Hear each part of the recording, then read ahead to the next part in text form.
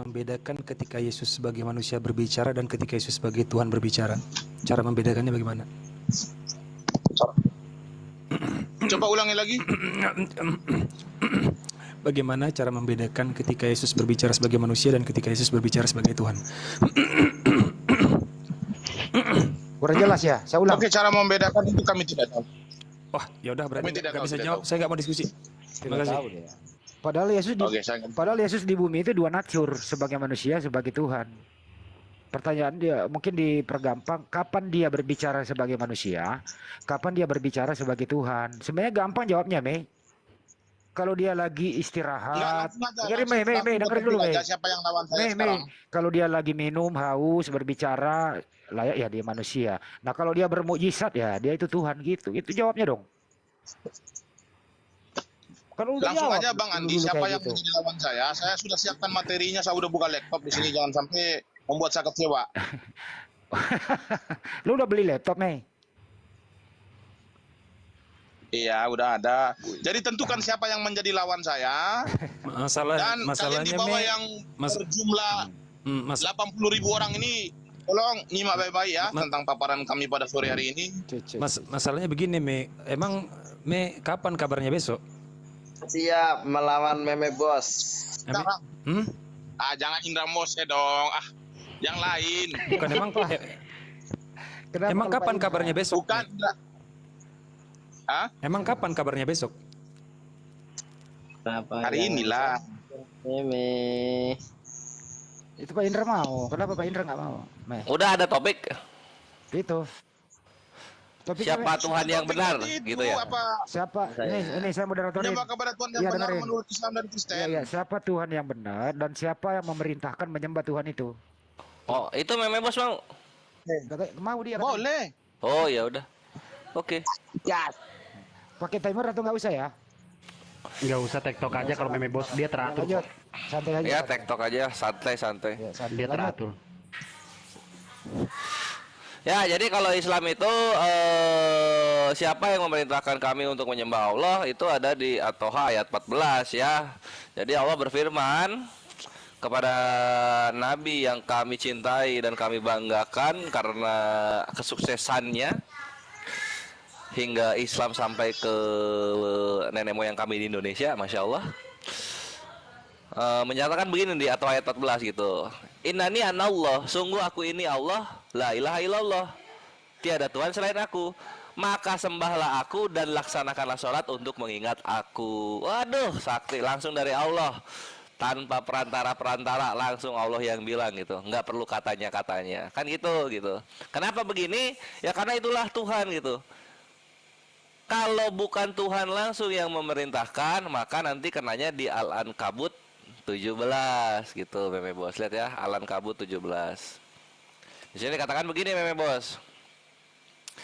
Dengarkan kawan-kawan kekristenan, ini Islam ya, jadi jangan tersinggung loh. Kami bacakan ayat-ayat kami dalam Al-Qur'an gitu. Nah, di sini katakan begini. Innama ta'buduna min dunillahi autsana. Sesungguhnya yang kamu sembah selain Allah hanyalah berhala. Nah gitu. Makanya Allah memerintahkan menyembah Allah gitu. Kalau menyembah sesuatu yang di luar Allah perintahkan, di luar Allah kehendaki, karena Allah menyatakan ketauhidannya, maka itu menyembah berhala gitu. Jadi di luar penyembahan kepada Allah itu penyembahan berhala. Dalam Al-Qur'an itu ausana. Kalau tunggalnya dia asana ya, kalau nggak salah ya asana itu tunggalnya gitu, Meme Bos. Jadi ya udah clear, sekarang tinggal dari Kristen, silakan. Ya, saya mau komen. Wah, luar biasa pada kurus tadi ya. Beliau menjelaskan dari sudut pandang Islam bahwasan menyembah kepada Tuhan yang benar itu harus kepada Allah SWT ya. Terima kasih atas paparannya. Netizen di bawah pasang kuping baik-baik, giliran Meme Bos untuk bernarasi. Semoga narasi saya akan bermanfaat untuk kalian semua. Terima kasih. Saya akan lanjutkan paparan saya dan saya akan memberikan sudut pandang dari Kristen bahwasan menyembah kepada Tuhan yang benar itu harus seperti ini. Baik. Pertama, mungkin saya akan ulangi lagi bahwasan narasi ini sudah pernah saya bawakan ke perdebatan saya. Yang lain di mute dulu. Presentasi MLM dibilang parah. Yang lain di mute dulu, yang lain di mute biar sportif. Itu Albert mute. Ya, saya mau komen, Pak. Mute Pak, Ya, Pak saya Albert. mau komen. Albert Kristen atau Islam? Dari Kristen, Pak. Mantap. Oh ya, ya udah Pak, dua-dua gantian, aja Pak, lah, kita dua-dua aja lah supaya ini. Ya, gantian Enggak, Pak ya. saya lebih suka Ya. satu lawan satu apa? Iya, Saya lebih suka satu lawan makanya satu. gantian ya ganteng ya, Maruk makanya meme bos. gantian.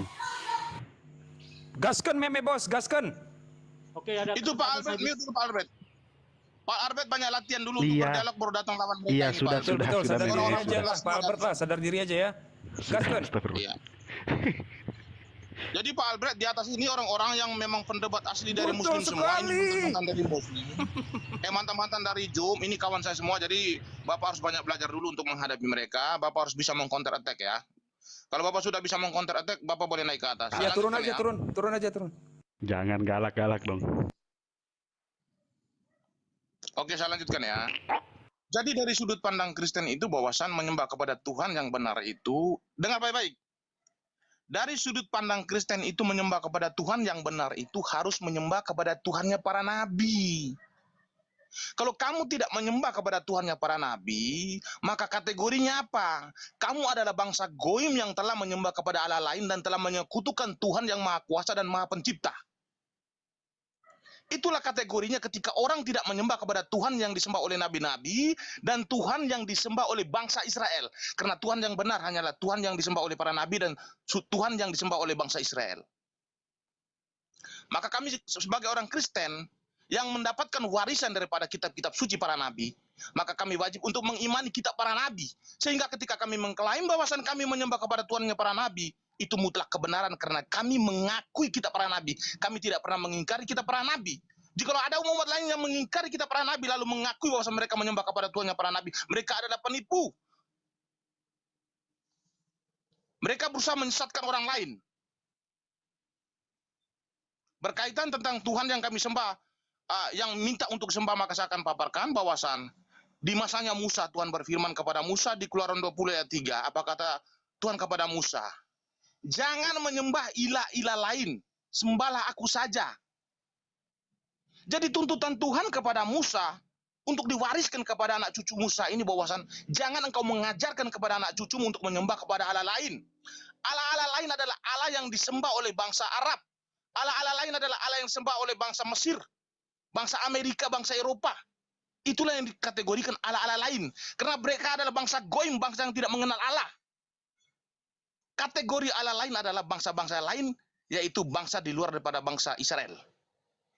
Jadi kami telah mewarisi, dan kami mendapatkan warisan dari para nabi, dan kami mengimani kitab-kitab mereka. Maka kami mengklaim bahwasan kami menyembah kepada Tuhannya para nabi, karena inilah mutlak kebenaran, kami tidak pernah mengingkari para nabi. Itu kategori bahwasan kami menyembah kepada Tuhan yang benar. Itu yang kedua. Panjang Dari kali ya. sudut pandang Kristen, bahwasan menyembah kepada Tuhan yang benar. Yang nomor 3 adalah ketika sang pemilik nama yang terkonfirmasi di dalam kitabnya tersebut mengklaim bahwasan dia adalah Maha Kuasa, dia harus barengi dengan perbuatan. Tetapi kalau dia mengklaim bahwasan dia Maha Kuasa, tetapi kalau dia tidak barengi dengan perbuatan, maka kami mengatakan Tuhan-Tuhan seperti itu adalah Tuhan hasil imajinasi manusia, Tuhan hasil rekayasa manusia, Tuhan hasil ciptaan manusia. Tuhan yang mengklaim dirinya Maha Kuasa tetapi tidak bisa membuktikan apa-apa, maka kami mengatakan bahwasan Tuhan seperti itu hindarilah. Karena mereka kategori Tuhan-Tuhan lain, Tuhan hasil imajinasi manusia, Tuhan hasil ciptaan manusia. Untuk sementara itu saja dulu, jangan sakit hati karena bos agak pedas sedikit. Maaf. Hale lucu, karena Hale bukan pendeta tapi Hale pelawak. Silakan, siapa yang mau menjawab? Silakan Tuan Guru. Bang Kores. Monggo. Ya ini mana ininya apa namanya? Berarti yang nyuruh Musa gitu ya, tapi Musa nggak ngasih tahu namanya ya. Aduh, gimana ini kok Musa nggak kasih tahu nama Tuhannya? Gitu. Coba kita lihat dulu nih, bohong nih kali meme bos nih, menyembah Allah lain itu berarti Allah Arab. Coba kita lihat dulu. Akhi Hores, izin Akhi Hores. Boleh banget. Suaranya. Oh gitu. Gede banget suaranya. Iya ini tadi disiapin buat gempur si Edis, Edisnya malah Ede dia. Tunggu kita buka dulu. Ini udah kesini, kita open cam dulu ya.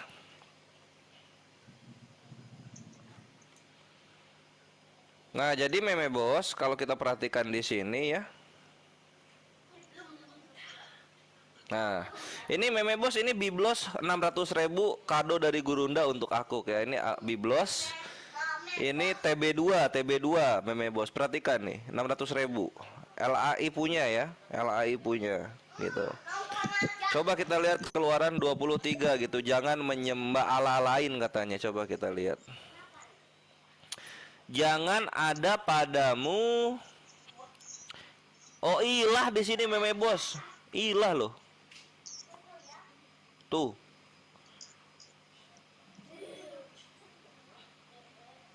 Buram. Ah, tuh. Tuh, ini Keluaran 23 ya. Jangan ada padamu ilah lain, bos. Bukan Allah lain, meme. Allah itu Tuhan yang benar. Nama Tuhan itu Allah. Seperti di, misalnya kita buka di Amos ya. Amos, mana Amos? Keluarlah Amos. Mana si Amos ini? Tunggu. Amos, Yosua, 1 Raja-Raja 2. Yesaya. Waduh, meme tersedak nih. Bohong-bohong aja.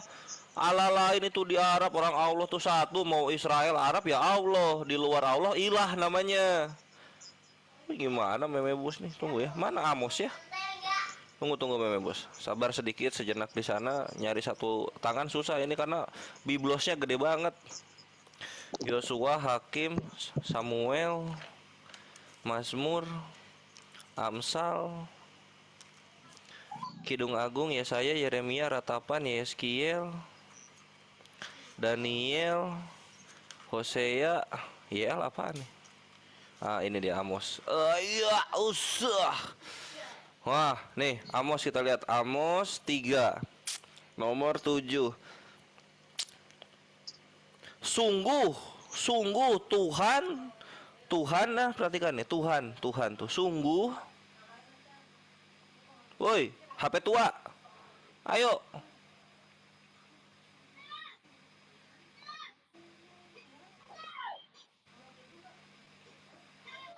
Nah, sungguh Tuhan Allah tidak melakukan sesuatu tanpa menyatakan keputusannya kepada hamba-hambanya para nabi. Tuh, para nabi, Tuhannya siapa? Allah. Nggak ada ala-ala lain, ala-ala kecil itu kamu ngarang-ngarang aja kerjaannya. Di mana ada ala-ala lain? Jangan bohong kamu ya. Berapa, Pak? Amos 3 nomor 7. Tuhannya Allah nabi-nabi ini. Weh, bohong-bohong aja kerjaannya. Amos 3 ayat 7, Pak. Amos 3 nomor 7 ya. Nggak ada situ, Pak, bicara tentang Allah lain, Pak. Iya, kalau mau ala lain yang tadi Keluaran 23 dong. 23. Keluaran 20 nomor 3. Buka. 23 ayat berapa? Keluaran 20 nomor 3.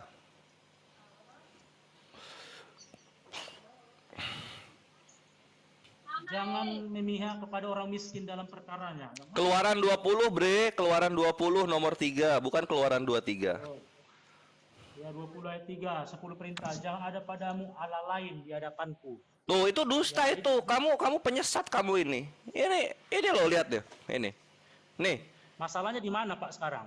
Masalahnya tadi meme bos bilang Allah-Allah lain. Jadi Allah tuh seakan-akan banyak sehingga Allah Arab itu salah, kan kayak gitu. Nah, perasaan di Biblos ini, di Biblos ini dikatakan Tuhan itu cuma satu, namanya Allah. Itu perjanjian lama begini, tadi. Pak. Keluaran apa?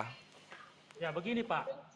Sewaktu Musa menerima 10 perintah ini, Gunung Sinai pada saat itu, bangsa Bani Israel itu menyembah patung lembu emas. Artinya, di luar daripada Yahweh, ada ala-ala lain yang disembah oleh para umat manusia pada saat itu, yaitu berpatung-patung atau hasil-hasil tempaan mereka. Jadi ayat itu berbicara kepada di luar daripada Yahweh, maksudnya mereka itu hidup mereka itu sembarangan. Iya. Pelajari dulu konteks apa. Itu kan 10 perintah. Itulah Taurat, Pak. Tunjuk 10. Ya. Halo? Ya, coba kita lihat di sini. Jangan ada padamu ilah ini. Allah itu Tuhan loh, satu-satunya Tuhan loh. Ini ilah bohong-bohong aja kerjanya. Woi. Ya, jadi masalah di mana sekarang, Kak? Maksudnya di luar Yahudi. Ayo, terdiam kan? Masalahnya adalah, bro, kamu tidak update, kamu nggak beli Bible yang baru. Kamu pak ilmu lu ketinggalan zaman. Ilmu lu Ini ada ketinggalan Alkitab di zaman. depan saya sekarang. Ya TB2 bro yang laku sekarang, TB lama nggak laku. Nah, ini udah itu. Jangan ada Ini TB2 loh. Ini lihat-lihat di layar nih. Biblos terjemahan baru edisi 2. Udah update belum keimanannya? Tuh. Ya, sekarang maksudnya Jadi saya dipermasalahkan sarankan kepada tulisan semua Allah itu. teman-teman Kristen yang ingin diskusi. Udah update belum keimanannya? Udah update belum? Ya, betul. Yang ingin Udah, diskusi udah, silakan siap. update dulu keimananmu baru diskusi. Kalau enggak ketinggalan zaman loh. Ya. Itu intinya ya. Jadi kalau teman muslim ngajarin, kasih tahu TB2, ya manut. Manut aja gitu loh. Oke. Oke, jelas ya? Ya. Oke. Jangan pakai TB lama lagi. Nah, gitu dong, nurut. Update dulu keimanannya baru kita dialog. Karena Biblos terbaru yang edisi 2 ini dia sudah mulai cenderung berpihak kepada Islam, bahwa Allah lah satu-satunya Tuhan.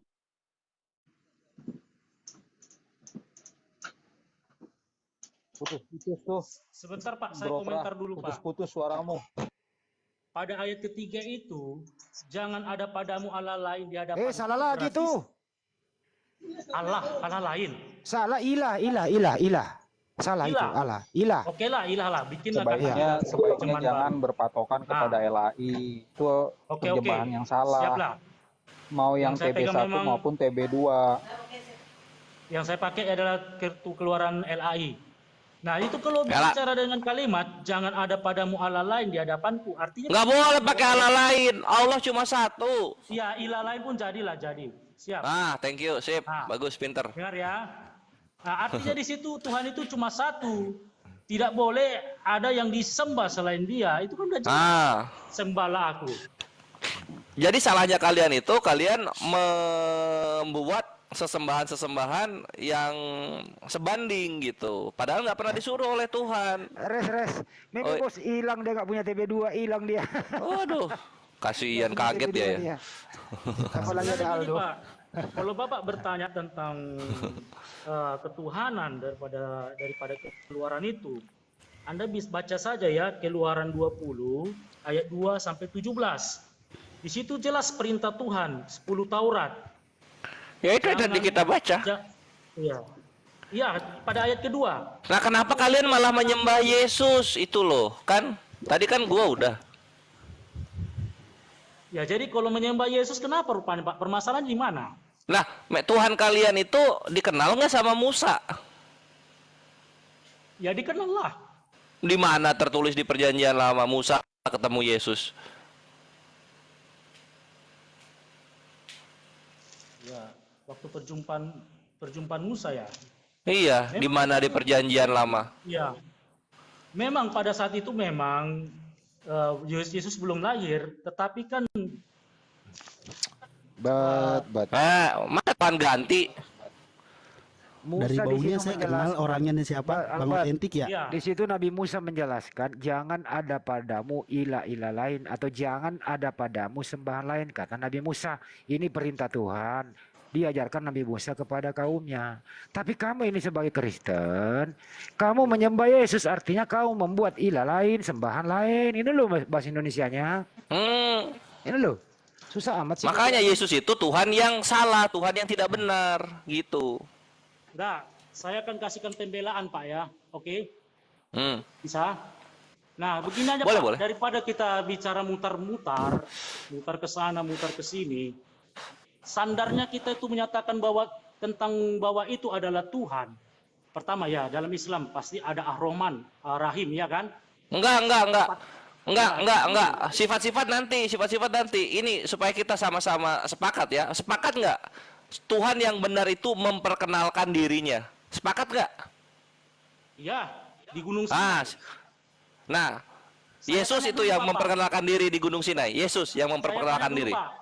Apa? Gunung Sinai itu sekarang posisinya di mana Gunung Sinai? Gunung Sinai, kalau kata Paulus di Arab.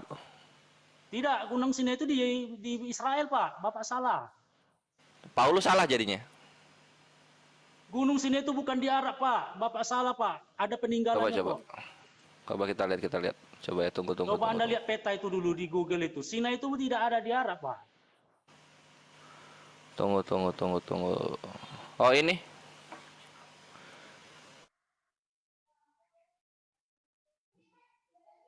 Galatia 4:25. Hagar ialah Gunung Sinai di Galatia berapa? piye iki? 4:25. Galatia 4. Gimana ini? Oh, itu istilah itu, Pak, bukan Sinai yang di Arab, Pak. Itu istilah itu, Pak. Karena memang harga pada saat Di mana tertulis istilah? Keturunan Arab. Sinai itu tidak ada di Arab, Pak. Bapak salah situ. Ya ada Galatia 4:25 dihapus saja, tunggu revisi berikutnya. Nah, begini, Pak. Jangan Bapak langsung menyimpulkan suatu itu kiasan-kiasan. Itu biasa ada. Di mana tertulis ini? Nggak gini aja lah, Pak, dulu, Pak. Apa? Bapak saya jelaskan. Kenapa jadi kita bahas gunung? Tuhan kita kan bukan gunung ya, sepakat ya? Nah, kita kan bahas Tuhan mana yang benar tadi itu. Albert dengan sengaja masuk ke dalam perdialogan ini. Nah, saya jadinya gini deh. Sendiri, Pak, tentang Tuhan yang benar itu. Ya udah. Tadi kan bilang di Gunung Sinai. Nggak begini aja, Pak. Saya punya dasar sendiri yang menyatakan Tuhan yang benar itu seperti apa. Bobo Bapak seret ke sana ke sini, selama tidak mengenai konsep saya itu, Bapak tidak akan bisa menggoyang saya. Ya terserah, yang gua pakai ini konsep Tuhan, bukan konsep pribadi soalnya. Ya mau diadu sama konsep Tuhan silahkan. Begini, Pak, dulu. Bisa nggak saya kasih penjelasan saya? Bahwa Tuhan boleh silakan. Tuhan Yesus. Ya silahkan, itu kesimpulannya, silahkan penjelasannya. Oh, begini, Pak. Pertama, dalam yang dimiliki sifat Tuhan itu ya dia maha suci, maha adil. Artinya dia harus menghukum orang yang bersalah. Maha penyayang. Dia memiliki pengampunan. Nah, antara maha adil dengan pengampunan itu suatu dilema, Pak. Sementara dia harus menghukum, dia juga harus mengampuni. Bayangkan dulu, Pak. Misalnya, Bapak ada seorang yang bersalah harus dihukum. Nah, baru dia juga harus mengampuni. Kemudian sifat-sifatnya daripada Allah itu dia pemilik surga, pemilik neraka. Nah, Muhammad tidak memberikan kepastian, dia memiliki kunci untuk orang bisa masuk ke surga. Nah, terus kemudian standar daripada seorang Allah itu yaitu pertama dia berkuasa atas kematian. Kuburan di Golgota itu pintunya terbuka, mayatnya tidak ada di situ. Dan juga bukan hanya Yesus yang yang bangkit dari kematian, orang-orang kudus ada bangkit pada saat itu, Pak. Jadi saksi-saksinya begitu komplit. Nah, tidak ada di dalam. Ya udah silakan. Oh ya udah, lanjut aja. Ya, tidak apa ada aja tadi tuh? Tunggu dong. Gua nyatet dulu. Zombie itu ya, apa zombie kudus ya? Zombie kudus. Terus apa lagi? Nah, terserah Bapak dalam beranggapan, Pak. Artinya dia mengalahkan kematian. Enggak. Artinya bukan mati secara yang dialami oleh seperti manusia.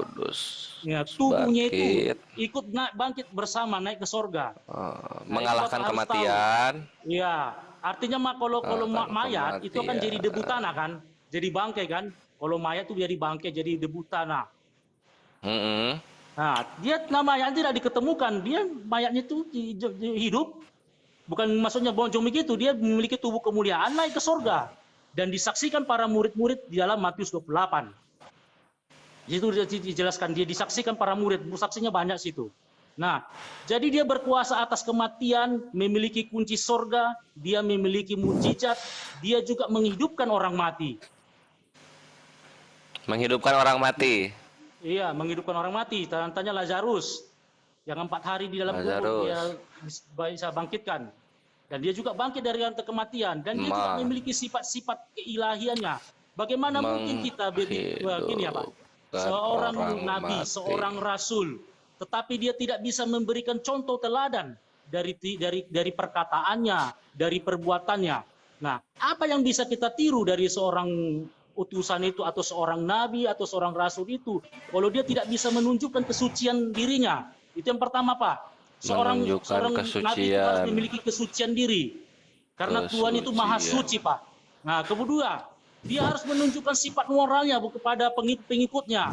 Apa yang bisa ditiru? Apakah dia hanya bicara saja? Kalau dia tidak bisa menunjukkan teladan kepada pengikutnya, maka pengikut itu akan melihat perbuatannya, bukan melihat dari pengajarannya, Pak. Itu Bapak harus ingat. Nah, kedua, dia punya mujizat enggak? Punya kuasa enggak dia? Nah, Yesus itu dikatakan dia adalah Allah karena unsur kata daripada Yesus. Yesus itu bukan nama yang dikasih orang tuanya, tapi diberikan Tuhan langsung di atas segala nama-nama yang berkuasa. Nah, siapa saja orang yang percaya itu nama itu berkuasa, loh, Pak. Nah, tidak hanya orang Kristennya, itu nama yang diberikan Tuhan langsung. Jadi dari unsur kata itu pun sudah ada kata Yahweh di situ. Yaitu artinya Allah yang menyelamatkan. Oh iya, Yahweh, lupa mempermasalahkan arti kata di situ, Pak. Bapak salah.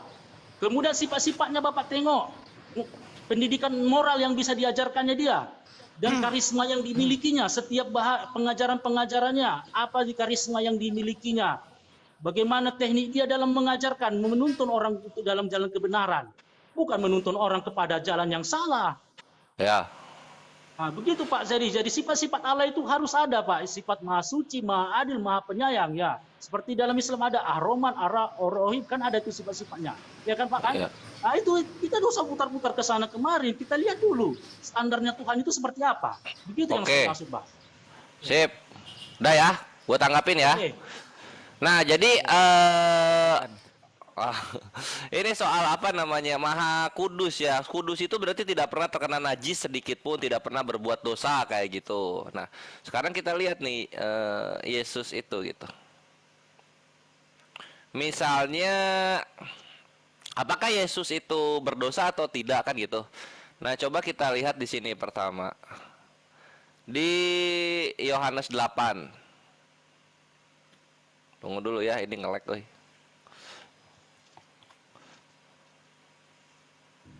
Meme bos kalau mau minta naik minta permintaan lagi ya.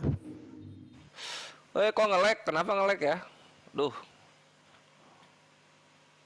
Ya udahlah, kita kesini aja dulu.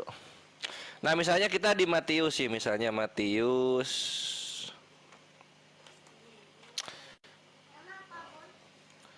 Aduh, gede banget nih. Nah, ini bukan Matius dong, Yohanes. Yohanes 8. Pertama kita yang itu dulu. Yohanes 8. Oh, ini udah.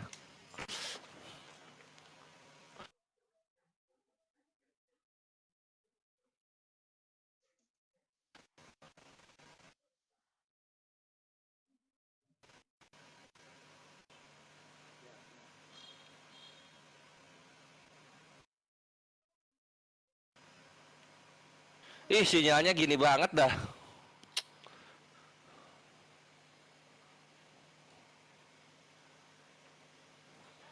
Ayat 8, ayat 1, ayat 5, ayat 1. Enggak, perikopnya tentang apa? Perikopnya tentang ini. Perempuan yang berzina. Perhatikan apa yang disarankan oleh Yesus. Guru, perempuan ini tertangkap basah ketika ia sedang berzina. Artinya apa? Ada saksinya ya. Ini ada saksinya gitu ketika sedang berzina. Nah, lalu kemudian bagaimana pendapatmu? Nah, kan gitu. Ditanyalah pendapatnya. Terus Yesus membungkuk.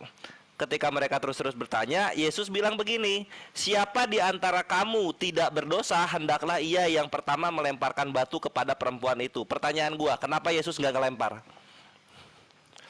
Oke, saya jawab. Ya, boleh. Nah, dengarkan dulu Pak, itu konteksnya di dalam Yohanes pasal 8 ayat 1 sampai 11 itu berbicara orang Farisi ingin menjebak Yesus.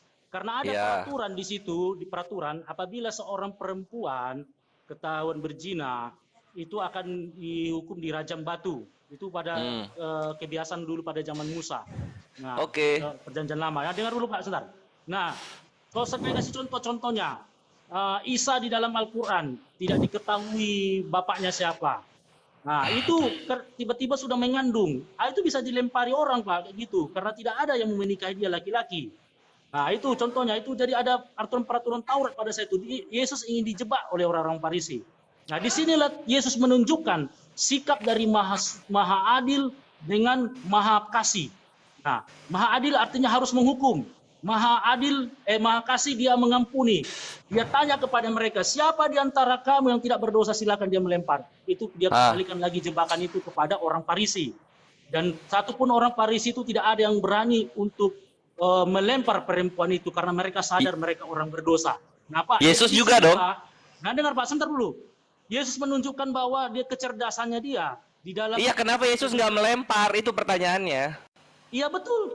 Dia tidak melempar. Kenapa? Hah? Karena Kenapa? itu milik Tuhan. Kan pertanyaannya, perhatikan loh pertanyaannya. Iya. Siapa di antara kamu tidak berdosa, hendaklah ia yang pertama melempar batu kepada perempuan itu. Aturannya kalau Yesus memang tidak berdosa, dia ngelempar. Tapi kan dia juga nggak ngelempar. Iya nggak? Nah, ya tapi sekarang pada saat itu kan Yesus ingin membalikkan lagi jebakan dari orang Farisi, Pak. Ya, dan situasinya, Pak. Itu satu. Itu satu. Apa lagi? Ini udah terbukti ini. Apa sih? Iya, itu kan penghakiman itu yang bisa menghakimi manusia itu yang paling tepat itu adalah Tuhan sendiri. Nah, sekarang konteksnya begini, Pak. Dengar dulu, Pak. Iya. Ya silakan, konteksnya apa konteksnya? Coba. Tetap konteksnya sekarang nggak bisa lari dari apa yang tertulis ya. Silakan. Menjebak Yesus. Jadi hal itu dibalikkan lagi. Di sini kita lihat, Pak, hikmat daripada kecerdasan daripada seorang Yesus menghadapi situasi yang terjadi pada saat itu. Astagfirullah, sinyal gua. Dia balikkan lagi itu situasi itu kepada orang Farisi, dan para orang Farisi pun tidak ada yang sanggup untuk melempar dia. Di situ luar biasa, Pak. Di situ bisa Bapak lihat hikmatnya dia, kemampuan Yesus jadi. Lah iya, kenapa nggak bisa melempar? Kenapa orang Farisi nggak bisa melempar? Kenapa orang Farisi nggak bisa melempar? Kenapa? Karena mereka merasa mereka berdosa. Mereka kan ditantang itu ceritanya. Nah, mereka berdosa kan? Iya, berdosa. Yesus kenapa nggak melempar? Katanya Yesus nggak ada dosa. Katanya Yesus kudus. Kenapa nggak melempar? Lihat dulu, Pak. Nah, dia mengampuni, Pak. Di situ dia mengampuni. Dengar dulu, Pak. Aku pun tidak menghukummu. Dar, selamat datang di kebenaran. Udah itu. Dan jangan berbuat dosa lagi. Apa? Saya bicara dulu, Pak. Dengar, Pak. Nah, perempuan itu datang kepada Yesus, dia minta tolong itu. Dia itu di dalam kesulitan dari permasalahan. Nah, di sini perempuan itu nanti Bapak baca kelanjutannya, Pak ya. Dari kisah itu nanti perempuan itu akan bertobat dari tingkah lakunya. Di sinilah ditunjukkan itu namanya pengampunan, Pak. Hanya Yesus yang memiliki pengampunan. Semua agama mengajarkan kasihilah sesamamu manusia, tetapi Yesus mengajarkan kasihilah musuhmu sendiri. Hanya Yesus yang mengajarkan itu. Di luar itu tidak ada Tuhan seperti itu. Apa sih mengajarkan apa sih? Kasihilah musuhmu kan? Kenapa nggak ada yang pakai negara Kristen hukum kasih? Kenapa semuanya pakai hukum pidana? Pidana. Iya, kenapa nggak pakai hukum kasih gitu? Harus pisahkan hukum pidana dengan agama, Pak. Jangan semua dicampur adukan antara politik, Bapak. Lo gimana? Itu yang kedua ya. Ini di sini udah kena. Yesus tidak melempar sebagaimana orang-orang Farisi tidak melempar. Iya, Pak. Berikutnya, negara mayoritas Kristen lebih percaya hukum pidana daripada hukum kasih. Itu yang kedua, ya. Oke. Nah, lanjut. Mengalahkan kematian. Sekarang gini, dosa zina itu mati dirajam. Dosa menghujat Tuhan itu mati dirajam, mati selamanya. Kan gitu. Nah, kalau Yesus mengalahkan kematian, kenapa cuma 3 hari dia matinya? Maksudnya 3 hari gimana? Izin dulu, Yesus berapa? Aku berpendapat setengah detik begini, bro. Boleh. Hanya orang yang tidak sehat akalnya mengasihi musuh. Musuh itu tidak boleh dikasihi, tapi dikasih pelajaran yang seadil-adilnya terukur. Tapi kalau musuh dikasihi, itu namanya tidak sehat. Lanjut. Sip. Yo Albert, kenapa Yesus cuma 3 hari? Lu punya utang 50 juta, Yesus datang cuma bayar 300.000. 50 jutanya lunas nggak? 50 juta lunas gitu maksudnya. Ya, dosa kan hutang. Albert punya hutang ke Perah 50 juta. Yesus datang, tenang Perah, saya akan bayar hutangnya Albert. Oke siap Yesus, silakan dibayar. Ini 300.000, hutang Albert lunas. Perasaan gua gimana? Lega lah. Gua yang dihutangin 50 juta cuma kembali 300.000, lu bilang lega? Gini Pak, sekarang itu kan Apa? hak prerogatif. Dengar dulu Pak, benar. Hak prerogatif Tuhan. Karena dia yang punya kunci surga.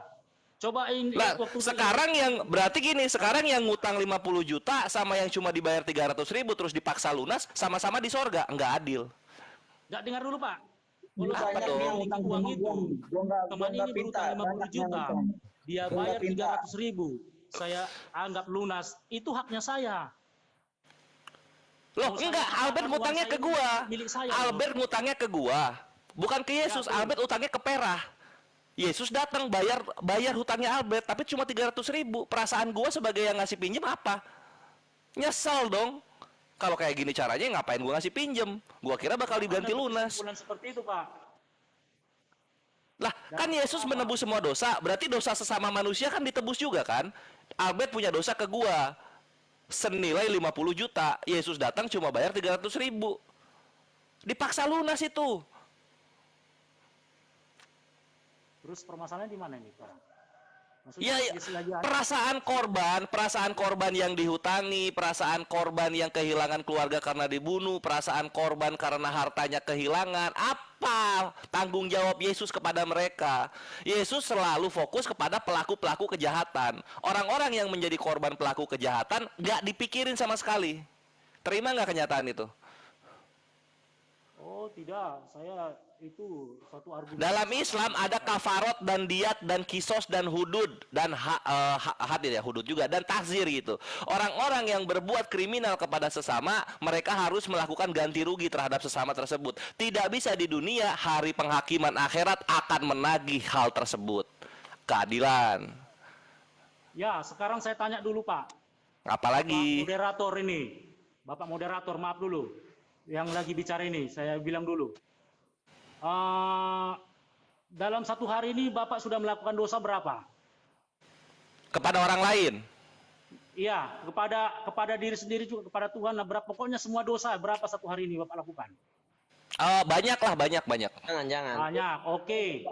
Dalam satu minggu berarti buatlah, sebentar dulu Pak. Kalau satu minggu berarti 3 kali lah buat satu hari. 3 kali 7, 21. Kita itu nggak dihitung bro, nggak bisa dihitung dosa Kali kita. setahun Nggak Pak, sudah berapa? nggak apa-apa, aku mau ikutin dia, mau ikutin. Coba lanjut terus. Oke, dengarkan Pak dulu. Nah, dosa Bapak itu sudah banyak sekali loh. Sampai umur Bapak segini pun, dosa-dosa Bapak itu sudah berpuluh-puluh, berhari-hari, berbulan-bulan, berminggu, dan bertahun. Sekarang bagaimana caranya Anda bisa masuk surga dengan dosa sebanyak itu? Taubat. Jawab. Taubat. Hah? Taubat. Apa? Taubat Az-Zumar ayat Apa 53. dengan tobat, Pak? Cukup, kalau dalam Islam Karena cukup. tidak maha adil. Tuhan kami tidak maha drama, itu yang tepatnya. Salah, saya bertanya dulu. Tuhan Anda tidak maha adil. Di mana keadilannya? Sementara dosa Anda sudah begitu banyak, lalu bertobat langsung begitu. Tidak bisa. Loh, itu kata lu, kata Tuhan kami bisa. Karena Tuhan kami maha Bagaimana pengasih. caranya? Maha pengasihnya melebihi dari murkanya. Itu Tuhan kami. Kalau gitu saya bikin dosa lah. Nanti kalau udah mati baru bertobat. Kayak gitu aja lah. Iya, kenapa? Nah, gini. Orang mati bertobat. Karena nggak bisa, kalau orang mati nggak bisa. Dalam surah Al-Isra, pertobatan itu hanya sampai tenggorokan. Ketika nyawa lu sudah sampai tenggorokan, lu nggak bisa bertobat. Tampar kiri kasih pipi kanan, bro. Gantian nyalain biar koreksi. Oke, tunggu ya. Kita lanjut ya. Nah, sekarang Pertanyaan saya apa? tadi udah dijawab, tinggal bertaubat. Dengan dosa Bapak seminggu. Ya. Tinggal bertaubat. Jadi nggak ada mesti orang lain mati demi kita, nggak perlu sampai ada darah tumpah, itu nggak perlu. Tidak betul. Kalau Anda katakan bertobat, berarti Anda menyangkal sifat Allah yaitu Maha Adil. Kok bisa Allah berfirmannya begitu kok? Nih misalnya Allah berfirman taubat ya, misalnya kita buka ayatnya. Allah tuh Maha Pengampun, set dah. Habis ini gue interogasi bentar. Sip, tunggu. Interogasi. Ini Bang Handi, gue masih ada 4 poin lagi Bang Handi. Dia dari tadi kan udah 2 tuh habis. Nah ini surah. Ya. Bacakan. Surah At-Taubah ayat 104. Tidakkah, aduh, ini HP tua. Ayo, oi, fokus.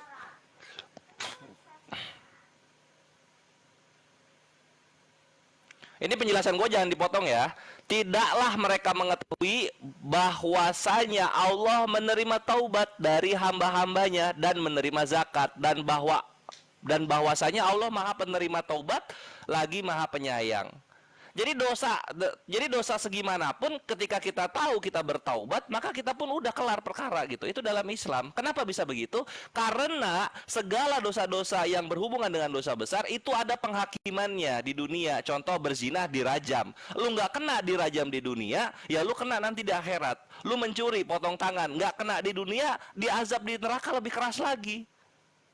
Apalagi lu membunuh kayak gitu loh. Nah, posisinya apa yang membedakan dengan kekristenan? Kekristenan butuh orang mati karena memang tidak ada hukuman untuk orang dalam hukum kasih ya. Tidak ada hukuman untuk orang-orang yang berbuat dosa di dunia. Makanya kalian kelimpungan. Tuhannya harus turun. Karena analogi yang tepat paling begini. Analogi yang tepat tuh kayak begini loh. Ada orang pelaku pidana, dia melakukan perampokan, pembunuhan, pemerkosaan. Nah, Yesus menjadi hakim. Kemudian Yesus melihat dalam penghakimannya sang narapidana ini, walaupun dia nggak bertobat, tapi dia percaya Yesus itu adalah hakimnya. Oke, kamu percaya saya disalib? Iya percaya. Oke, dosamu saya tanggung semuanya, aman gitu. Gimana caranya? Kamu masih nggak percaya? Lihat, saya akan mati bunuh diri demi kamu. Saya mati gitu. Kamu percaya sekarang? Ya, saya percaya. Kan ini aneh kalau konsep kayak begini gitu. Demi percaya Tuhan mengampuni dosa, maka Tuhannya harus mati gitu. Padahal nggak perlu begitu pun kami percaya kok Tuhan itu Maha Pengampun. Nggak perlu kayak begitu. Saya komentari dulu, Pak. Tunggu, belum beres. Berikutnya ngomong di zombie ya, zombie lagi. Ada mayat orang kudus bangkit gitu. Mana literasi Yahudi dan Romawi yang merekam kejadian spektakuler tersebut? Mana? Katanya hidup di zaman Herodes, katanya hidup di zaman prefektur Pontius Pilatus. Mana literasi mereka yang menyatakan kejadian ajaib tersebut? Mana? Ada nggak? Kalau nggak ada ya udah simpen saja mitos-mitos tersebut gitu untuk diri sendiri, jangan dibawa ke dalam perdebatan. Literatur yang gimana Bapak maksud dulu? Literatur yang bagaimana? Contoh kayak gini ya, misalnya contoh murid-murid Yesus ketika mereka dihakimi oleh Roma itu ada sejarahnya, catatan pengadilannya itu ada gitu. Jadi negara Romawi itu selalu mencatat kejadian-kejadian di daerahnya selama masa pemerintahannya. Nah silakan mana buktinya literasi Roma, literasi orang Yahudi gitu mengenai ada mayat bangkit di Yerusalem dan semua orang melihatnya gitu. Setahu gue saksinya cuma Matius, setahu gue saksinya cuma penulis Matius, nggak ada lagi yang lain. Markus nggak lihat, Yohanes nggak lihat, Lukas nggak lihat, bahkan kisah para apostolos pun tidak pernah mengungkit-ungkit hal itu kejadian gitu, kan gitu. Berikutnya. Tunggu, berikutnya soal apa nih? Menunjukkan kesucian. Kalau Yesus suci, kenapa dia tidak menciptakan keledai saja untuk masuk Yerusalem? Kenapa dia mengambil keledai yang ada di daerah Betfage? Dan sampai sekarang keledai tersebut belum dikembalikan. Kenapa begitu? Apa yang suci dari ini gitu loh? Siap.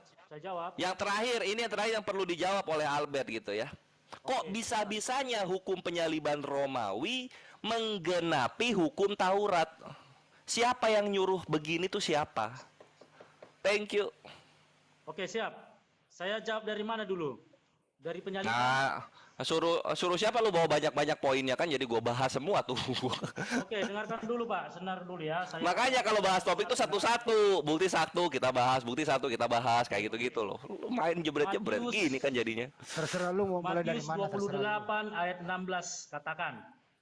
Dan ke-11 murid itu berangkat ke Galilea ke bukit yang telah tunjukkan Yesus pada mereka. Nah, kebangkitan Yesus juga di situ lihat. Di dalam enggak, ini Matius 28 jawab apa ini?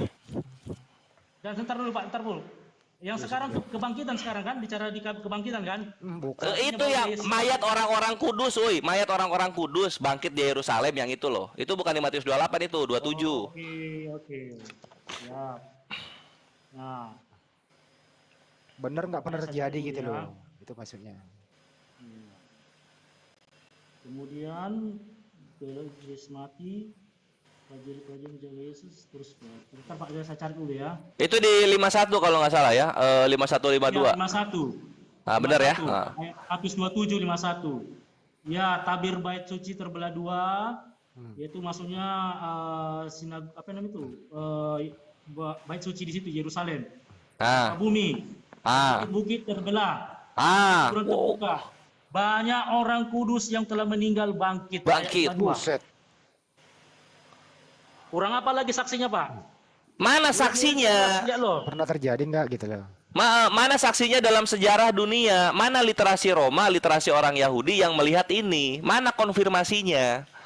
Literasi yang bagaimana Bapak inginkan? Ya orang Yahudi gitu membenarkan ada kejadian ini, orang Roma membenarkan ada kejadian ini. Maksudnya catatan sejarah, iya.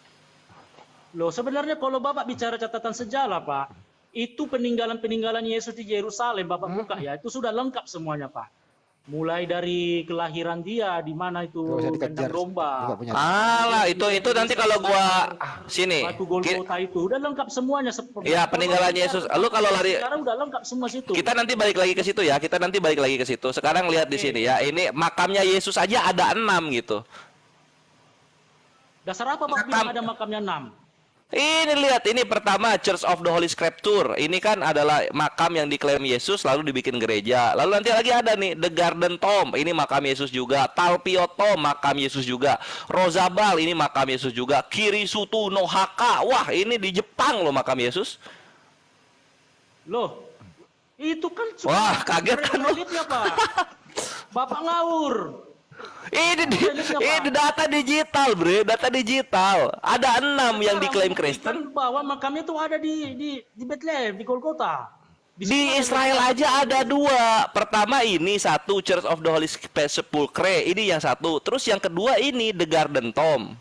Ada 3 deh. Yang ketiga ini Talpiot Tomb tuh ada 3. Makamnya ada 3. Yesus mati termutilasi atau gimana? 3. Mas, sebentar dulu Pak ya. Apa? Tom Garden itu makamnya Yesus itu Pak. Jadi jangan. Nah terus ini Church of the Holy Sepulchre apa? Apanya Yesus ini? Itu kan gereja itu Pak. Nah dibikin di atas apa? Makam Yesus. Oh enggak lah. Di sebelah itu ada church itu, Church Holy Garden. Sekarang dipermasalahkan di mana sekarang? Makamnya itu Iya, makanya jangan bawa-bawa sejarah ini loh peninggalan Yesus. Kalau makamnya Yesus aja ada 6, kain Turin aja abad 11, salib Yesus aja baru ada di abad 11 gitu. Jangan ke sana. Oh, Anda salah itu Pak. Yang mana yang salah gua?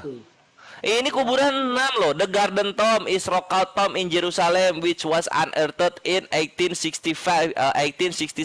and is considered by some Protestant to be the tomb of Jesus. Talpiot Tomb, ini ada lagi nih. Ini gambarnya nih. Ini gambarnya. Terus ini lagi, ini yang Talpiot, ini yang Rosabal, ini yang Kirisutu no Haka di Jepang gitu.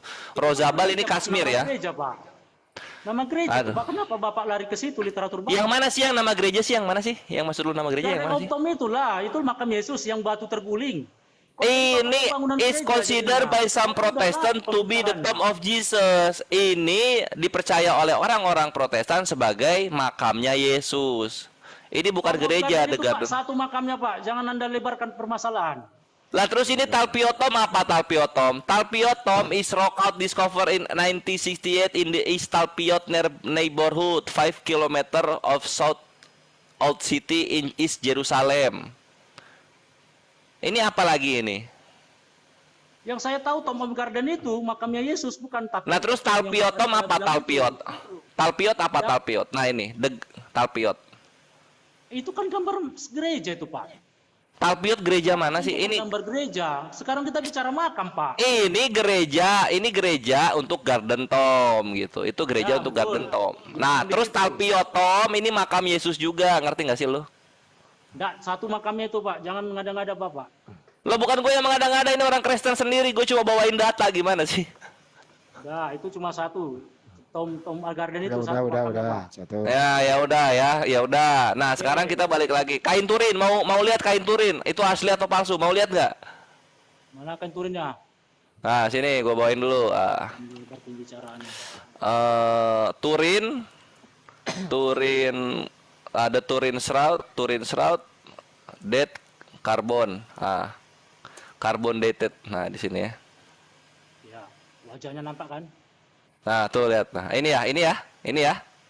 Ya wajahnya. Darah Ah, itu lihat ini. darah. Ini. Darah. Carbon testing dated to the shroud to a date. Kapan ini date-nya? Tahun 1 enggak? Itu kan Pak, setelah ditemukan kain turinnya Pak, bukan pas. Iya, kain turinya ketemu di 1900-an kan gitu. Nah, ya. Ketika dicek data karbonasi, ini kain ini adanya kapan? Nah, ini keluar abadnya. Abad keberapa ini? Itu, Pak. Ini bukan apa ya? Ini bukan ditemukannya. Ini pas dicek abadnya. Kalau ditemukannya itu zaman segini loh.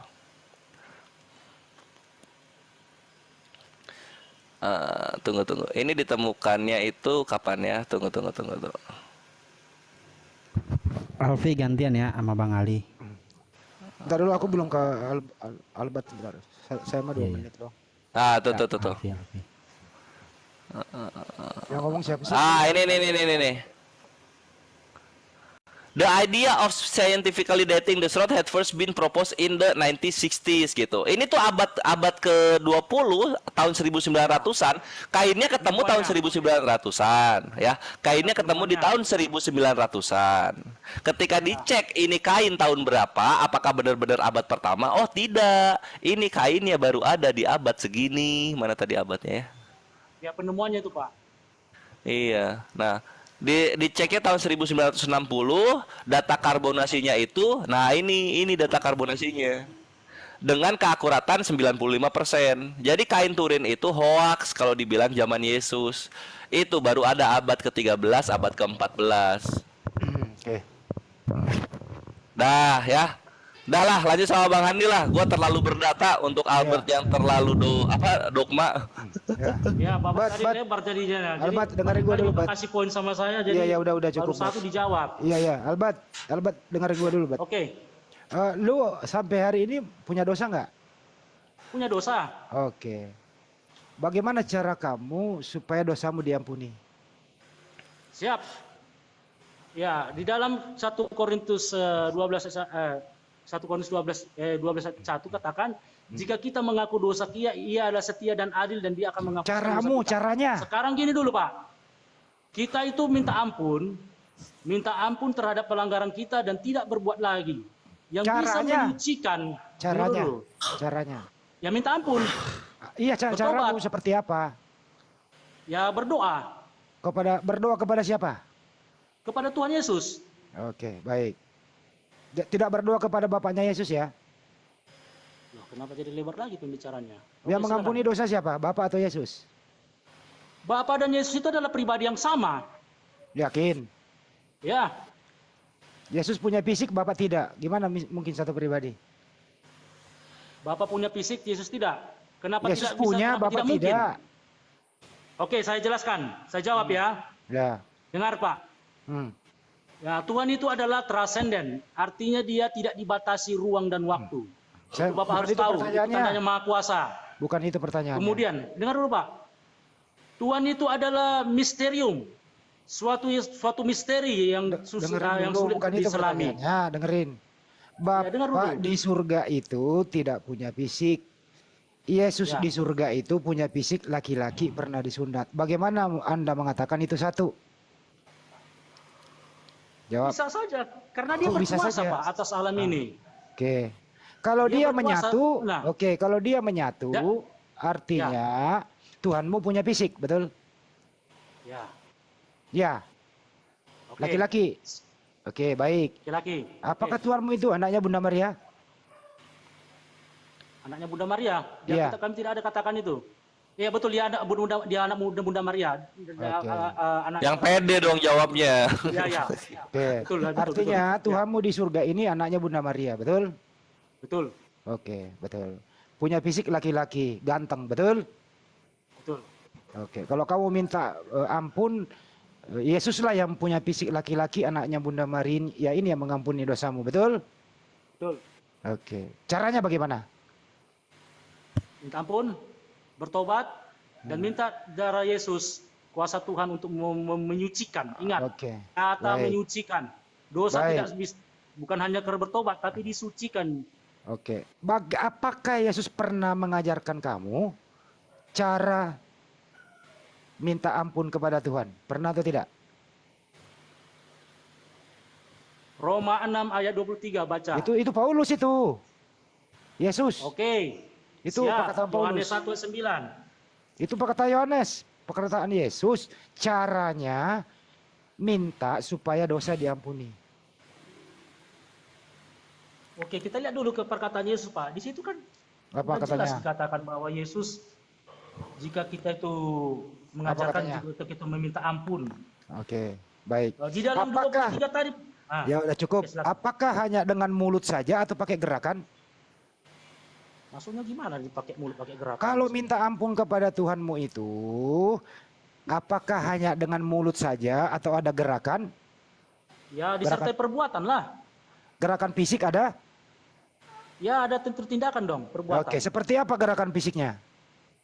Ya, pertama, untuk tidak melakukan lagi dosa itu. Seperti apa gerakan fisiknya waktu kamu minta diampuni dosamu? Berdoalah. Ya, fisikmu seperti apa? Berdiri kah, tidur kah, jungkir kah, apakah gitu loh? Ya, duduk pun tidak masalah, Pak. Mau duduk, mau berdiri, berdoa nggak masalah itu. Oke, mau duduk, mau berdiri, mau baring, begitu ya? Oke, baik. Terus kemudian, apakah kamu percaya Yesus mati di tiang salib menembus dosa kamu? Percaya. Percaya. Dosa apa aja sih ditebus Yesus di salib? Semua dosa-dosa kita. Oke. Kalau semua dosamu telah diampuni, dibebaskan oleh Yesus di tiang salib, apakah hari ini kamu masih punya dosa? Tidak. Jadi hari ini kamu nggak ada dosa? Karena saya sudah minta ampun sama Tuhan. Enggak, dengerin adek ya, dengerin baik-baik. Menurut Albert, dosamu sudah ditebus oleh Yesus di tiang salib. Ya. Dari awal tadi kamu mengatakan kamu masih punya dosa. Ini yang benar yang mana? Ketika saya minta ampun kepada Tuhan, ya saya imani dosa saya sudah Nggak perlu, dihapuskan. dengerin. Iya. Apakah semua dosamu sudah ditebus Yesus di tiang salib? Semuanya. Semuanya. Oke, Iya. baik. Apakah hari ini kamu punya dosa? Hari ini udah dihapuskan. Siapa yang hapus? Darah Yesus. Darah Yesus. Artinya semua umat Kristen di dunia ini tidak punya dosa, betul? Tidak bisa. Hah? Udah nggak bisa berdosa, Bang Andi. Saya ulang Maksudnya kembali. gini, Pak. Jangan begini, dengarkan saya. Dengar dulu. Jangan, Anda dengerin dulu. selama Anda sebagai manusia. Jangan Anda kemana-mana cenderung dulu, berbuat dosa. dengerin. Ya. Menurut Albert, Yesus itu sudah menghapus dosamu semuanya di tiang salib. Ya, Artinya sampai detik ini Albert tidak punya dosa, betul? Betul. Betul? Betul. Yakin? Yakin. Yakin. Kenapa dari awal tadi kamu mengatakan punya dosa? Ya. Karena waktu lampau kan pasti saya berbuat juga kesalahan. Nah, katanya udah ditebus oleh Yesus di tiang salib. Ini Ya, Bang Andi, saya Bang Andi ampun. saya jawab Bang Andi. Dengar dulu sebentar. Albert dulu. Ah, Perlu berkali-kali. ya, kenapa? Ya, silakan. Kenapa kamu masih berdoa lagi bukannya sudah dihapus oleh Yesus di tiang salib? Iya, tapi jangan dilakukan lagi. Jadi kalau Anda melakukan Jadi lagi udah nggak ada dibersihkan. gunanya dong. Kalau Contohnya Anda, gini, Pak. oke. Dengar dulu, Pak. Hmm. Kertas putih dicoreti sama pensil. Kita hapuskan dengan penghapus. Udah bersih. Ya jangan dikotori lagi lah. Oke, baik. Kembali ke topik ya. Yesus dengan matinya dia di tiang salib, semua manusia di muka bumi ini seperti kertas putih tidak ada tulisannya, betul? Betul apa betul? Ya, dihapuskan. Oke, Bagi yang dihapuskan. percaya, Oke. ya. Artinya Anda sampai detik ini tidak punya dosa, betul? Ya, sudah minta ampun.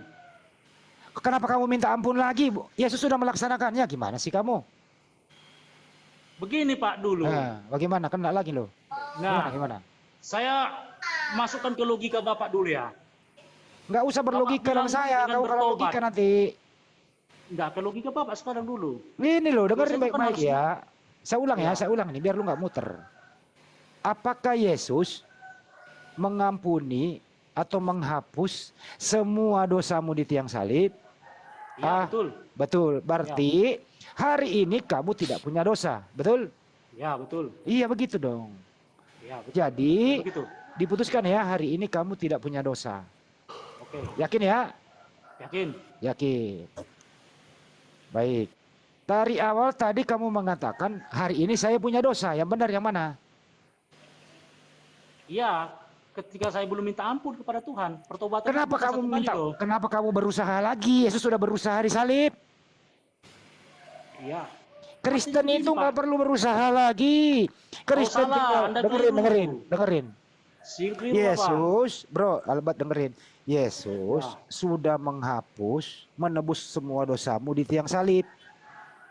Apapun yang kau lakukan, mau makan babi, mau minum alkohol, matiin anak orang, memperkaos, itu sudah dihapus dosamu oleh Yesus.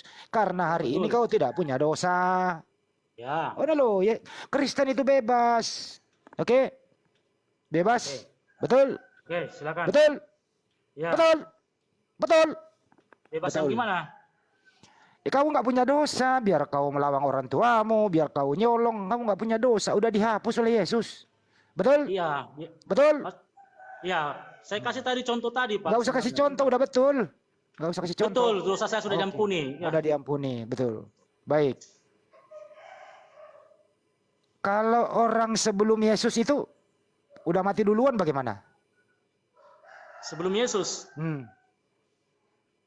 Nah, itulah yang akan diperjuangkan Yesus selama 3 hari di dalam kubur itu. Oh. Ngapain Yesus di dalam kubur? Ngapain? Dia di alam maut, Pak, bukan di alam Ya, kubur ya, di ya alam tadi maut. kau yang ngomong Alam tadi. maut. Dengar dulu, Pak. Tadi ngomong di alam maut. Ya, alam maut. Ya, ngapain dia di situ datang ke alam maut itu untuk menebus orang-orang yang sudah mati duluan.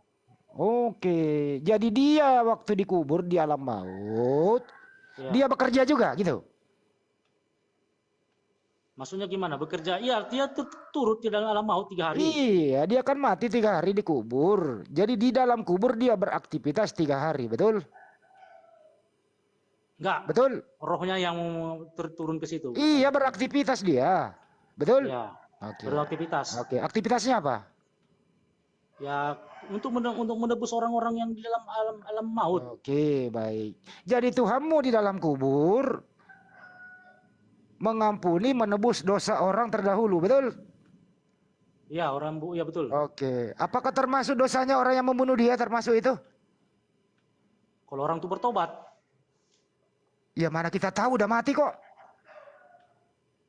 Ya, kalau masih hidup, Pak, kalau mati ya dihukum lah, Pak. Kalau orang nggak bertobat, Oke. mana Kan bisa? tadi pertanyaannya bisa. begini, apakah semua orang mati sebelum Yesus mati itu juga dosanya diampuni, ditebus oleh Yesus? Jawaban Anda adalah di dalam kuburan Yesus juga bekerja, beraktivitas mengampuni dosa orang yang sudah meninggal sebelumnya. Betul apa betul? Sebentar dulu, Pak, dari tadi Bapak mutar-mutar aja nanyanya begini sini. Saya jelaskan dulu, Pak, ya. Iya. Pak, Bapak percaya kepada Tuhan pencipta langit dan bumi kan? Iya, percaya. Percaya kan? Iya. Yakin ada satu Tuhan kan? Satu. Tahu Bapak artinya hak prerogatif? Tahu, tidak ada yang mengganggu, tidak ada yang bisa menghalangi. Iya.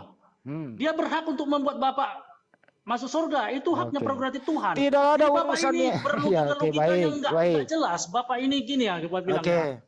Iya, Bapak itu mengecilkan kuasa Tuhan. Ya, padahal Bapak yakini Ar-Rahman Ar-Rahim, Allah yang Maha Kuasa. Tunjukkan kalau kalau begitu saya terakhir. Bapak. Dengerin. Tunjukkan datanya. Yesus berkata, Akulah Tuhan yang Maha Pengasih. Akulah Tuhan yang mengampuni dosa manusia. Datanya mana? Yohanes 22. Coba baca.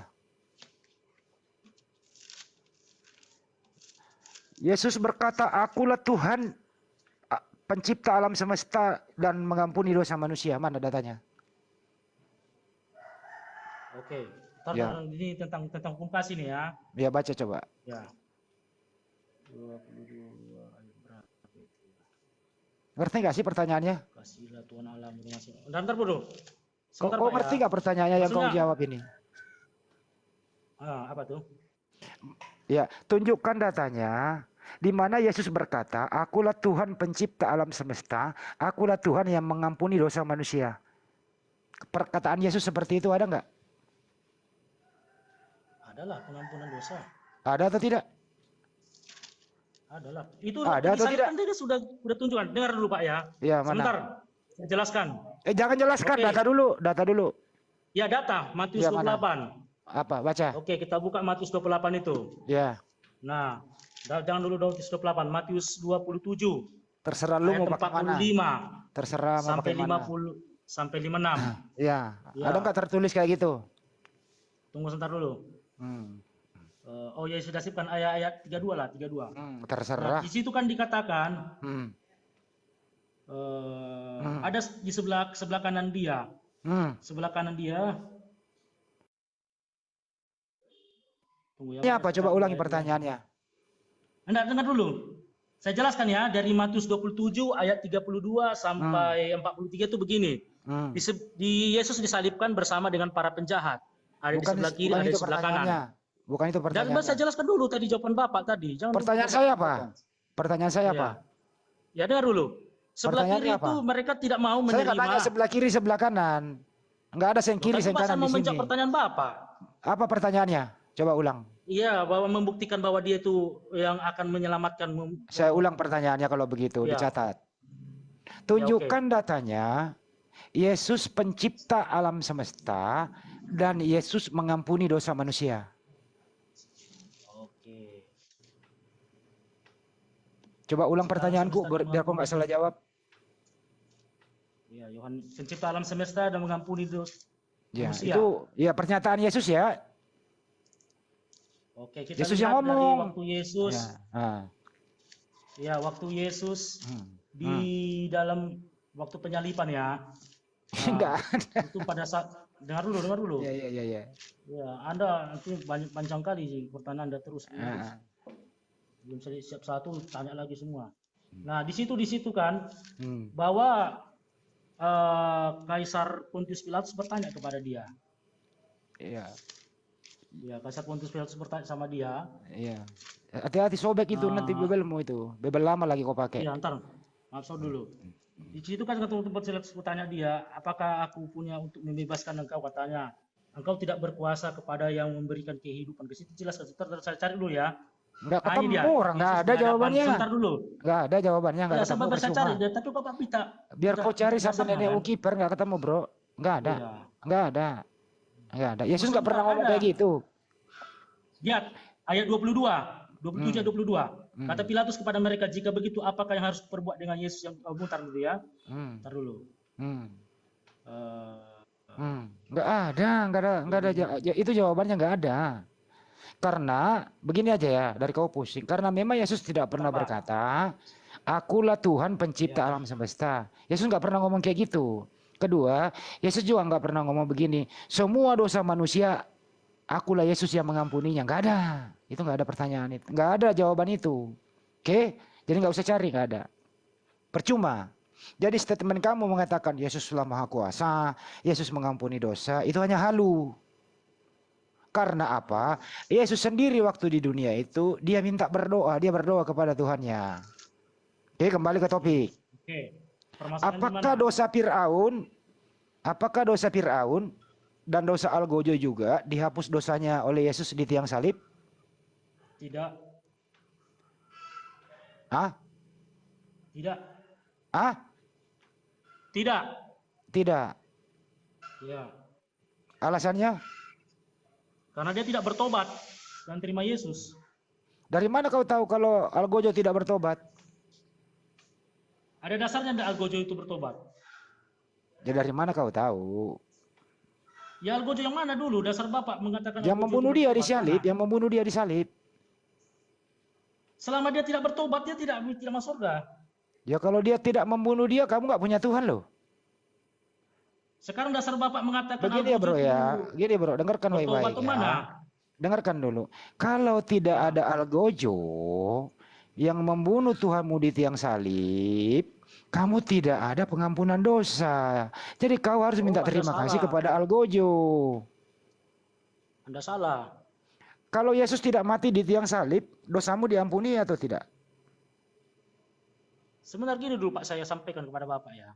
Sekalipun Bapak berasumsi bahwa tidak perlu Algojo segala macam, tetapi rencana Tuhan itu tidak ada yang bisa membatasi.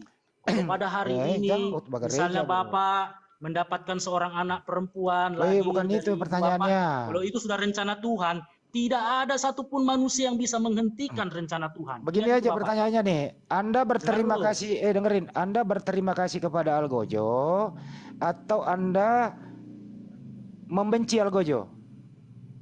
Untuk apa saya membencinya? Dia sudah beribuan tahun yang lalu. Apa Berarti urusannya Anda dengan saya? berarti Anda berterima kasih kepada Algojo.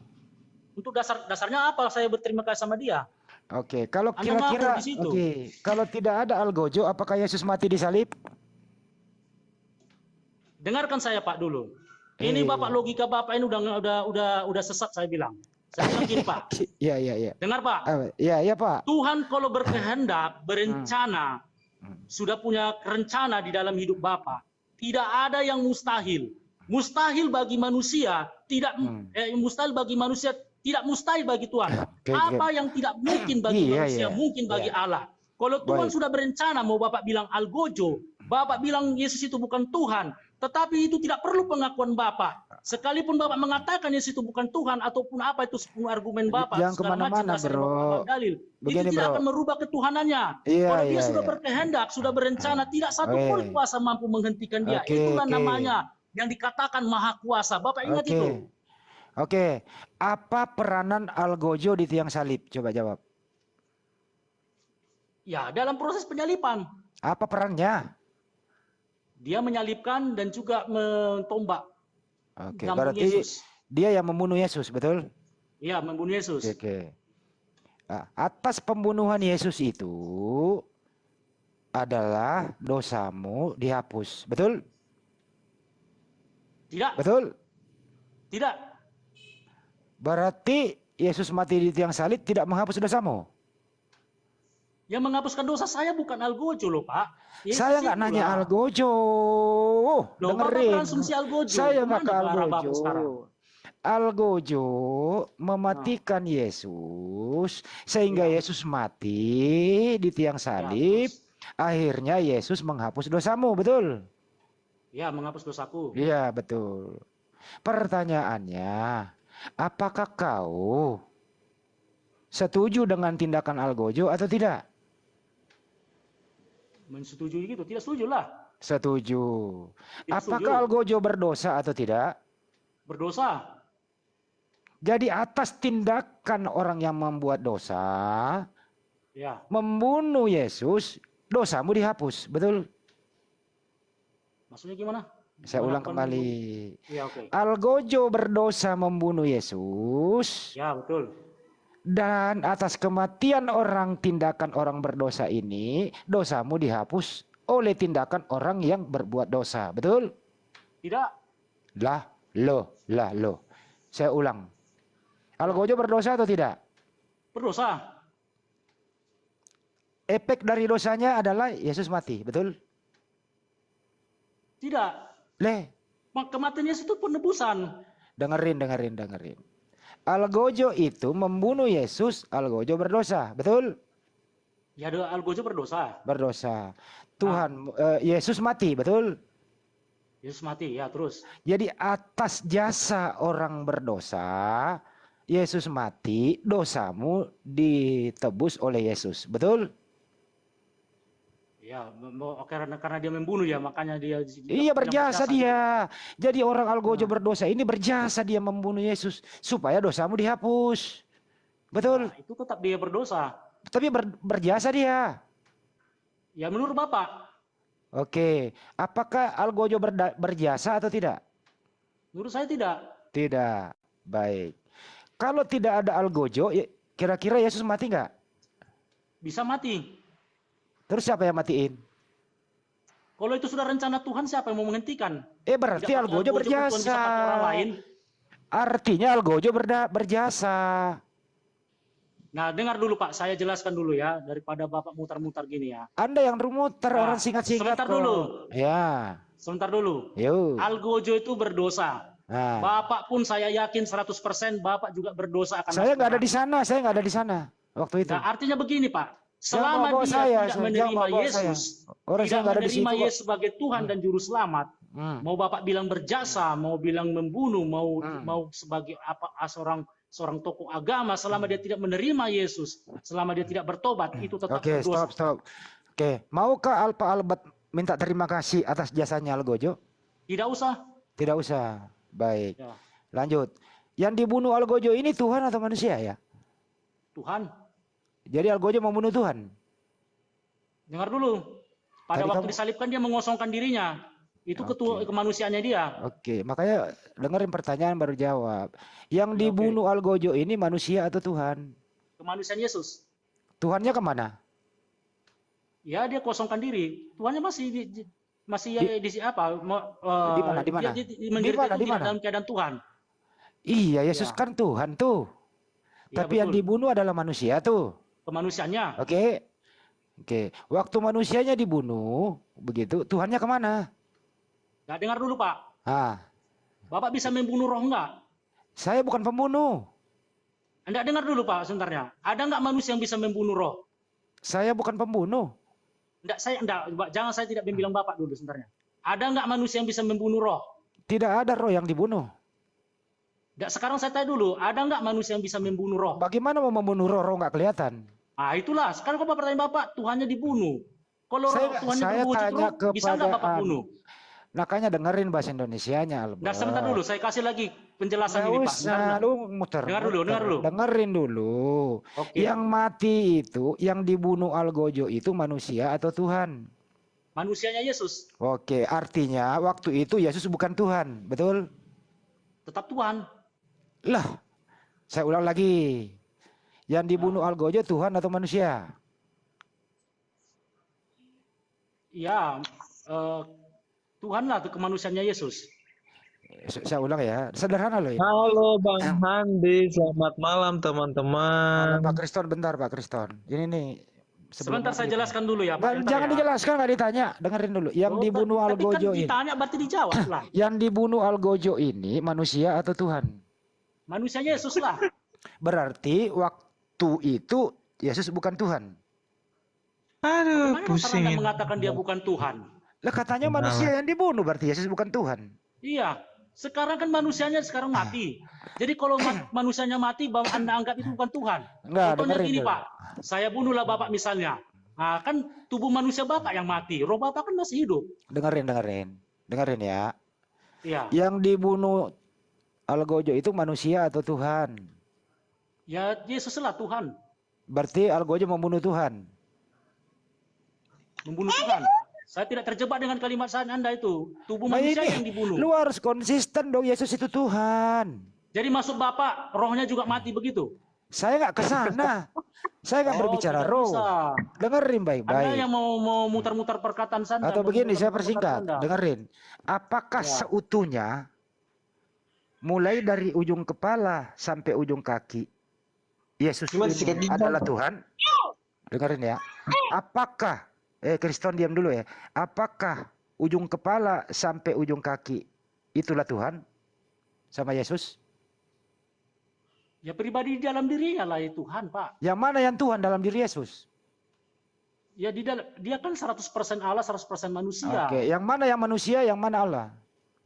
Ya kuasa ilahi yang di dalam dirinya. Oke. Dia baik. dikandung dari Roh Kudus, Pak. Atau saya persingkat, apakah tubuhnya Yesus adalah Tuhan? Tidak. Tidak. Yang mana yang Tuhan? Ya keilahian dalam dirinya, roh yang ada dalam dirinya. Rohnya yang Tuhan. Iya. Ngomong dong dari tadi.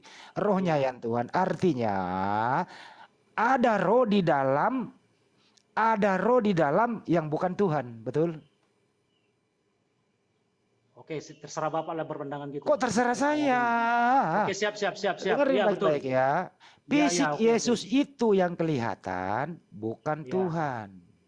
Oke, yang tidak kelihatan itu roh di dalam fisik. Itulah yang Tuhan. Betul? Artinya Tuhanmu ada di dalam fisik manusia. Betul? Betul. Betul. Nah, waktu dia disalib, menurut Anda manusianya yang mati. Mati. Rohnya keluar. Oke, betul? Tidak. Oke, rohnya kemana? Waktu dia mati 3 hari. Di situ. Hah? Masih di situ. Masih di situ menjaga mayat. Tidak, setelah dia mengembuskan napas terakhir dia Pak di kayu salib. Berarti di situ dia Baik, meninggal. baik. Yang dikubur itu rohnya atau fisiknya? Fisik. Fisik. Kenapa Anda katakan tadi di dalam kuburan rohnya itu mengampuni orang-orang kudus? Padahal yang dikubur adalah fisiknya. Sebentar dulu Pak ya. Nah, Darah bagaimana? Yesus yang bisa menghapuskan dosa itu adalah korban seorang anak manusia yang tidak bercacat celah. Udah ke sana tadi. berdosa. Udah ke sana. Jadi darah tubuh manusianya itulah yang menebus. Ini dosa. sudah nggak ngomong dosa, darah nggak lagi. Iya. Sekarang dengar dulu Pak. Pelanggaran-pelanggaran Bapak itu ditaruhkan ke dalam tubuhnya itu. Nah, di hukuman karena simbol salib itu adalah simbol kutuk. Albat dengarkan dulu. Tapi dengar dulu. Karena Tuhan itu adalah Tuhan yang Maha Kuasa, maka Dia bisa merubah yang pahit menjadi manis, yang sakit menjadi indah, dan Dia bisa merubah jadi kutuk menjadi berkat. Itulah namanya Allah yang Maha Kuasa. Tidak dibatasi ruang dan waktu. Dia bisa merubah kemana-mana yang hina menjadi mulia. Maghrib, dengerin dulu ya. Dengerin. Waktu Yesus mati, berpisah roh yang Tuhan ini dengan fisiknya. Ya, Oke, karena yang dimatikan itu manusianya. Oke, ya. Rohnya masih ada di situ tapi di luar fisik. Sehingga fisik ini mati. Yang dikubur itu fisiknya. Saya tanya lagi, apakah roh ikut dikubur atau tidak? Tidak. Jadi roh di luar kubur ya? Terkubur. Oke. Dari tadi Anda dari awal mengatakan bahwa Yesus itu menginjili orang-orang kudus. Pertanyaannya, 3 hari apakah mayat di dalam maut? Apakah mayat bisa beraktivitas? Dijawab. Mayat tidak beraktivitas, rohnya lah turun dalam kerajaan maut. Rohnya itu tidak dikubur. Sekarang kerajaan maut, Pak. Tolong dulu, Pak. Bentar. Kerajaan maut itu di mana, Pak? Apa ada di alam kubur kerajaan maut? Offset lagi. Dengerin. Tunggu dulu. Kuburan itu kuburan kan mana itu kerajaan maut itu? Dengerin. Ya. Yang dikubur roh atau fisik? Fisik. Fisik. Yang menginjili orang mati di dalam kubur yang mana? Rohnya. Tadi kan roh nggak dikubur. Iya, dia kan masuk ke dalam dunia orang mati itu masuknya alam-alamnya maut. Berarti roh juga ikut dikubur. Loh, tadi Bapak sudah sepakat rohnya udah keluar dari tubuh. Berarti roh nggak dikubur. Tidaklah. Oke. Yang menginjili orang dalam kubur roh atau fisik? Rohnya. Berarti roh dikubur. Sekarang bukan alam kubur, Pak, alam maut. Iya, di dalam kubur itu ya. Oke, di dalam maut kan dalam kubur. Itu pandangan Islam. Kan Yesus dikubur. Pandangan Islam itu alam maut itu di dalam kubur. Oke, Yesus dikubur atau tidak? Pandangan Kristen, alam maut itu ya di neraka. Baik. Yesus dikubur atau tidak? Dikubur. Dikubur. Baik. Yang dikubur fisiknya atau rohnya? Fisiknya. Fisiknya. Yang menginjili orang mati fisik atau roh? Roh. Roh dikubur atau tidak? Tidak dikubur. Bagaimana dia menginjili? Dia nak dikubur kok, penginjilannya dalam kubur. Maksudnya gimana ini? Penginjilan itu di dalam kubur. Kenapa kamu mengatakan roh yang menginjili sedangkan roh nggak dikubur?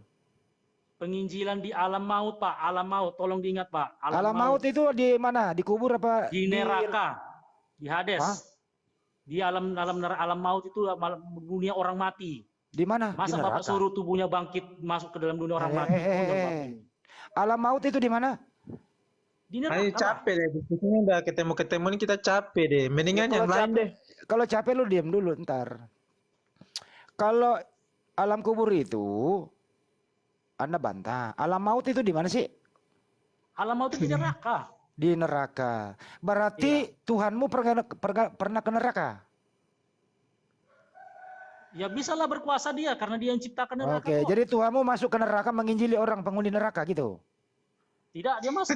Bukan berarti dia. Tadi barusan Anda bisa masuk neraka, tapi bukan berarti menginjili dia dalam terhukum di neraka itu. Dengerin.